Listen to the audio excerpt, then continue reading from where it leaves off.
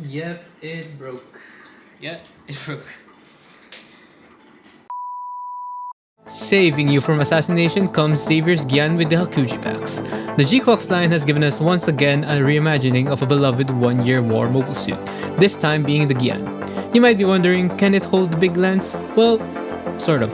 I'll get into detail later, but first, let's check out the box.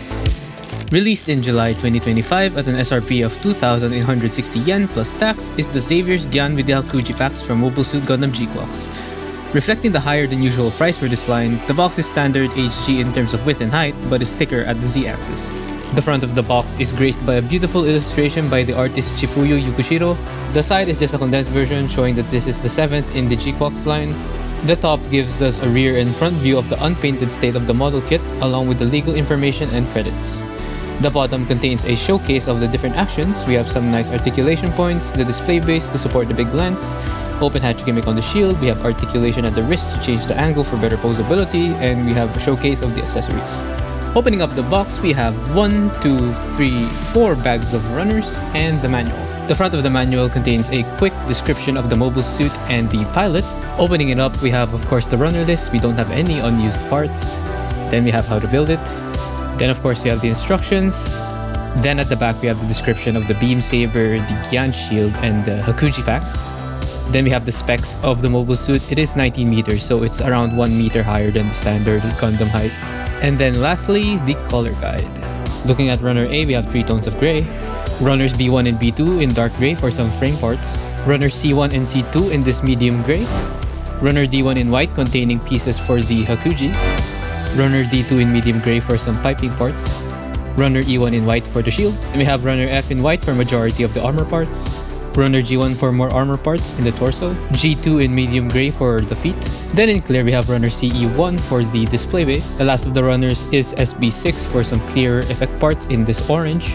Then lastly, the sticker sheet containing some gold foil stickers and the mono eye. That's it for everything that comes in the box. Let's start building, shall we?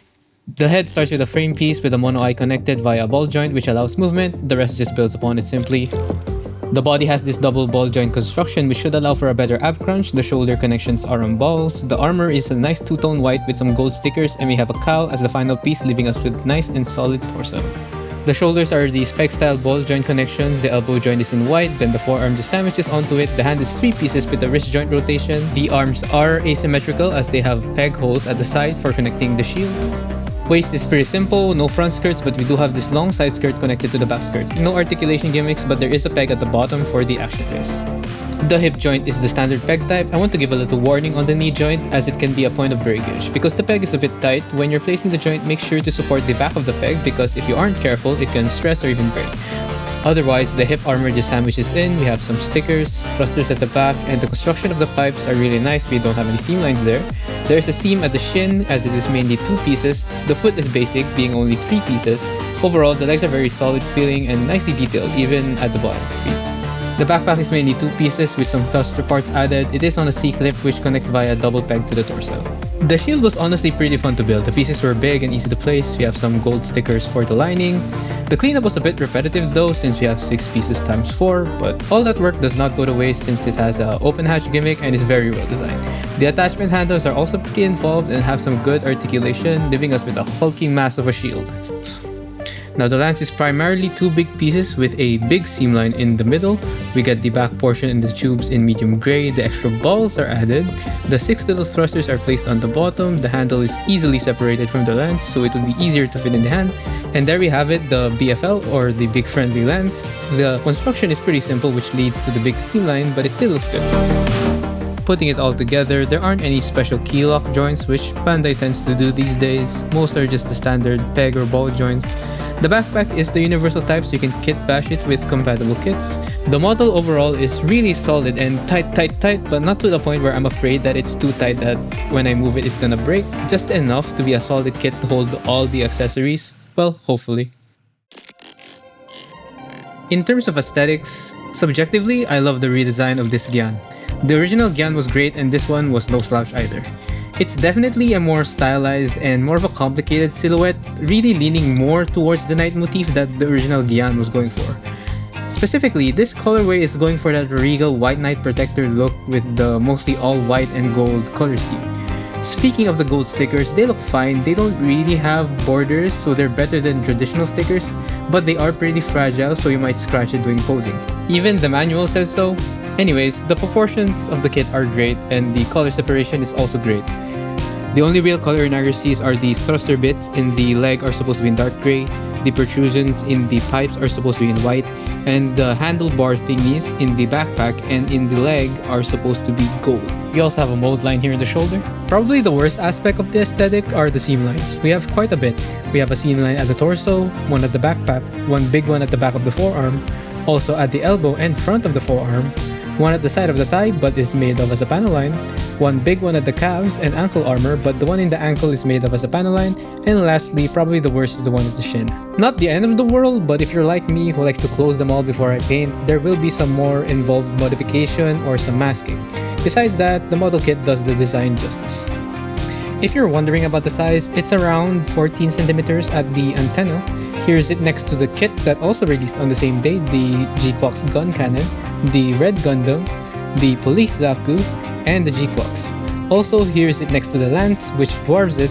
The lance is around 21 centimeters long, so the kit itself is above average and the lance is really big, so if you put them together, you get a nice display piece, even for a high grade.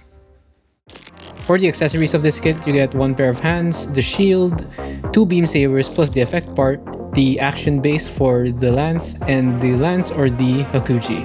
Breaking the hand is a very common issue with this kit. I've seen several posts on Japanese social media about breaking the peg, some already getting replacement hands. There's already a guide video even, done by Spike Studio. I'll link it in the description below. Moreover, even if you do fix it with a metal rod like I did, it still easily breaks off because there's not really lots of room for the rod to be placed. Basically, the main problem is that the front of the hand where the fingers are is less secure than the base of the hand where the peg is. So when there's too much weight, the front part will open first and the base will end up with all the pressure carrying the load. Now, this doesn't exactly stop the kit from being able to carry the lance. The main issue is when it gets too heavy or when it's unbalanced. So what happened to me and probably everyone else that broke theirs is that they were trying to balance it all out, and then you make a mistake and it topples over, more likely you are gonna break the hand. So yeah, my best advice is to be extra careful to not make it topple over or fall, even at short heights. Any sort of impact can break the hand, so don't be like me and push your luck. Always make sure that it's balanced and you'll probably have no issues. For the hands, we get one square holding hand for the right and one square holding hand for the left. Then we have the Hakuji or the big lance. We have a seam line in the middle of the two big pieces. The seam line also goes through the balls and there is a panel line, so if you do close the seam line, you're gonna have to do some rescribing, unfortunately. To hold it, you detach the handle first and then you sandwich it in between the hands and then you put it back into the lance. And again, be careful, don't push your luck, it is heavy. Then you take the action base, it does have a little adapter, and then you just slot it into the attachment point underneath the lance. The attachment point itself is pretty secure, but I do say that the base is a little bit too small, so it isn't as stable as you would like. Now we have the shield, and honestly I kinda like it more than the lance. Of all the sections, the shield has the most pieces and is the most intricate. We have an opening hatch gimmick too, which is cool. To attach it onto the mobile suit, you have 2 points, one at the forearm and one at the hand. This makes it even more secure than the lance. I wish they used a similar mechanism for the lance, honestly. That would solve a lot of the issues with the weight. Now for the beam sabers, the handle is actually stored on the thigh. But you first have to take the short version of the handle and then you put in the longer version of the handle so you can place it on the hands. Then you just put on the beam effect part and put it in the hand. With the wrist articulation, you can actually get better posability with the beam saber. And if you're curious, this is not UV reactive. So overall, the accessories are really nice despite the design flaw in the hand. The beam sabers are, well, beam sabers, so nothing too crazy, but the shield and the lance are well made and have a lot of shelf presence. Now it's time for the articulation of this kit. The head is on a double ball joint, so you can move it around at the base. We also have a mono eye moving gimmick. It's on a ball joint, so you can move it around. The construction of the torso gives you a really good forward ab crunch and an even better backward bend. You get a decent side to side. You also get good rotation at the torso, left and right. The shoulder is on a ball joint, so you can move on its own. Sideways, the arm can go all the way to around a little bit more than 90 degrees. You get a 360 rotation at the upper bicep. You also get another 360 at the shoulder. The elbow joint is single jointed, but you do get a good bend. The hands are on the standard ball joint, but you do get the wrist movement to switch the angles. The thighs are on a peg, and it can rotate at a diagonal sort of angle, inward and outward, to a decent point. Actually, 360. The little thruster at the back of the thigh can move up and down. If you move the side skirt around, the leg can kick up really high, as much as you would need, honestly. It also has an amazing backward kick. We get a full double jointed knee bend with some armor separation gimmicks. For the ankles, we have decent side to side, but it's blocked by the armor a little bit. The rotation is also blocked by the armor. The feet don't go as down as you would like for flying poses, and upwards, not as much as well. Lastly, the backpack is on a C-clip, so you can just move it around at an axis. So the articulation of this kit was really focused on stability rather than pure dynamic posing, especially on the elbow joint where it's single jointed.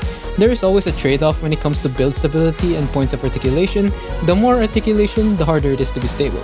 I think the articulation serves this kit well enough to do dynamic poses, while remaining strong enough to hold a lot of the weight of the lance on the shield. It's really just the flaw in the hand that hinders posability, but if you're careful enough, you can get great poses both in air and on the ground, especially if you decide to use the beam sabers instead of the lance. Okay, let's do a quick summary of my likes and dislikes. I like the stability of this kit. Despite the hand issues, the kit just feels solid to hold and pose. Nothing is really loose or finicky, and the joints are perfectly tight. Second, I like the design. It's a bit more subjective, but I love how this kit looks. They really nailed the redesign of the Gyan, and the proportions plus the details just work. Lastly, the accessories. The lance, despite some seam lines, is just imposing and impressive to look at, and definitely a shelf-present piece.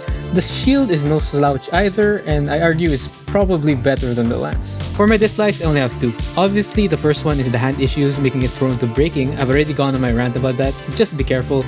The other dislike is the amount of seam lines. For a high grade, I know it's reasonable to have some seam lines, but this kit for a modern high grade in 2025 has a seam line in basically every section besides the head and the shield. And if you want it looking perfect, you gotta close it. If seam lines bother you, you should definitely take that into consideration. Overall, I still recommend this kit despite the hand issues. As long as you're careful and aware of the weight, you can have lots of fun with this kit. Well, that's it for the review. If you found this helpful, make sure to like. If you have any comments, put it down below. And if you enjoy my content, I really appreciate subscribing. Thank you for watching. Bye!